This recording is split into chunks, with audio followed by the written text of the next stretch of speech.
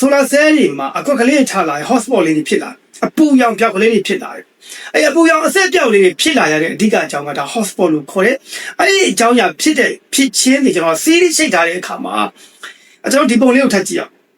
ကြည့်တော့အဲ့ solar cell မှာ cell 1 cell 2 cell 3ရှိအဲ့တော့ cell 1နဲ့ cell 2 cell 3မှာ cell 2က shape ဖြစ်တယ်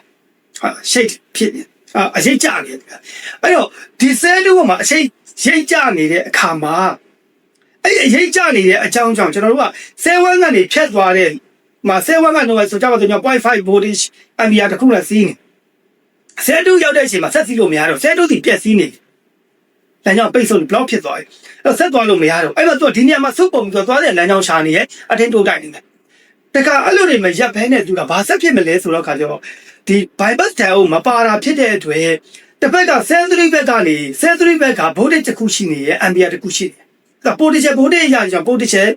ပြောင်းပြန်ဖြစ်သွားပြီဟုတ်လား cell 2စီ 0 voltage ဖြစ်နေ0 voltage ဖြစ်တဲ့အတွက်သူ့ချီကိုပဲသူကလာလမ်းကြောင်းကလာကြမယ်ဟုတ်လား cell 1ဘက်ကလည်းသူ့ချီရမယ်ဖြတ်စီးမယ် cell 2က cell 3ကလည်းသူ့ချီရပဲပြန်လာနိုင်မယ်အဲ့တော့သူ့နေရာမှာသွားပြီးတိုက်နေမယ်တဖြည်းဖြည်း heat တက်လာမယ်အဲ့ဒါ voltage တွေ ampere တွေကဝတ်များသွားမယ်များလာတော့ကျွန်တော်တို့ဘာနဲ့သွားတူလဲဆိုတော့ကျွန်တော်တို့သုံးနေတဲ့မီးအိုးတွေဟုတ်လားရင်နွေးအိုးတွေထမင်းအိုးတွေမှာရှိနေတဲ့ coin ပတ်ထားသလိုဒါတဖြည်းဖြည်းအပူများလာမယ်အဲ့တော့ heat တက်လာမယ်ပေါ့နော်အဲ့လို heat တက်လာတော့က hotspot ဆိုရင်ကျွန်တော်ကဖြစ်သွားတယ်ဖြစ်သွားတဲ့အဲ့ဒီများလာရင်ကျွန်တော်ကမီးလောင်မှုဖြစ်စေနေထိဖြစ်သွားနိုင်တယ်အဲ့တော့ဒီပုံလေးကိုကြည့်လိုက်မယ်ကျွန်တော်ကဘာဖြစ်လဲဆိုတော့ကွက်ပြီးတော့မီးခိုးတွေတက်လာတယ်ဟုတ်လားမီးခိုးတွေထက်လာတယ်အဲ့ဒီဆိုးလာရင်မီးလောင်မှုဖြစ်စေနေထပ်ပြီးဖြစ်နိုင်တယ်ဒါကြောင့်ကျွန်တော်တို့ကအခုကျွန်တော်တို့ cell 1 cell 2 cell 3ကိုကျွန်တော်က diode ကလေးခံကြည့်အောင်ခံကြည့်တဲ့သူက bypass diode လေးတွေခံလိုက်တယ်ခံလိုက်ခြင်းအပြင် cell 1နဲ့ cell 2 cell 3မှာ cell 2ကိုကျွန်တော်တို့ကပြည့်စည်သွားပြီဆိုလို့ရှိရင် cell 2ကနေမဖြတ်တော့ဘဲနဲ့အဲ့ bypass diode ကနေကျွန်တော်ပတ်ပြီးတော့လမ်းကြောင်းနောက်တစ်ခုရွေးပြီးတော့ဆိုတာဆက်ပြီးတော့စီးဆင်းသွားလိမ့်မယ်ဟုတ်လားအဲ့လိုပဲကျွန်တော်ကနောက်တစ်ခုကလည်း cell 3ကတကယ်လို့ပြတ်ခဲ့မယ်ဆိုရင်အဲ့ bypass diode ကနေဆက်ပြီးတော့သွားမှာဒါကြောင့်ကျွန်တော်တို့ဒီ solar panel တွေကိုကြည့်မယ်ဆိုလို့ရှိရင် bypass diode ဒီ3လုံးတို့4လုံးတို့တချို့6လုံးလောက်ထိပါတတ်ပါတယ်အဲ့တော့ဒီ bypass diode များခြင်းက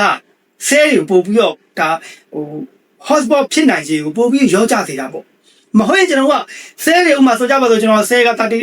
36 cell ပေါ့36 cell ဆိုကျွန်တော်ကတကယ်လို့ bypass diode ပါ3လုံးပါမယ်ဆိုဒါက series 12ခုကိုကျွန်တော်တို့ကbypass diode တစ်လုံးခံထားတယ်လို့ကျွန်တော်ပြောလို့ရတယ်ဟုတ်လား cell 60ရှိမယ်ဆိုလို့ရှိရင်20တခုကိုကျွန်တော်တို့က bypass diode တစ်ခုစီထည့်မယ်လို့ပြောလို့ရမယ်96 cell ဆိုရင်ကျွန်တော်တို့ကဒီ32 cell မှာကျွန်တော်တို့ဒီ bypass diode တစ်ခုခံထားတယ်လို့ကျွန်တော်တို့ကပြောလို့ရမယ်အဲ့တော့ cell တွေများလာလေ bypass diode ကလည်းကျွန်တော်တို့ကအရေးအတွက်ထပ်ပြီးထည့်ရမယ်ဒါမှမဟုတ်ကျွန်တော်နီးစနစ်တွေကျွန်တော်တို့ချိန်သွားရမယ်ဟုတ်ပြီနော်ဒါကကျွန်တော်တို့ဒီ hotspot ဖြစ်ရတဲ့အဓိကအကြောင်းရင်းဖြစ်ပါတယ်အခုကျွန်တော်ဆွေးနွေးခဲ့တဲ့ဒါအချက်ကလေးတွေကကျတော့ solar cell နဲ့လက်စစ်တော်အားထုတ်ယူခြင်းနည်းပညာအခြေခံဆိုတဲ့ကျွန်တော်ရဲ့စာအုပ်ထဲကအကြောင်းအရာလေးကိုထုတ်နှုတ်ပြီးတော့ပြောတာဖြစ်ပါတယ်ကျေးဇူးတင်ပါတယ်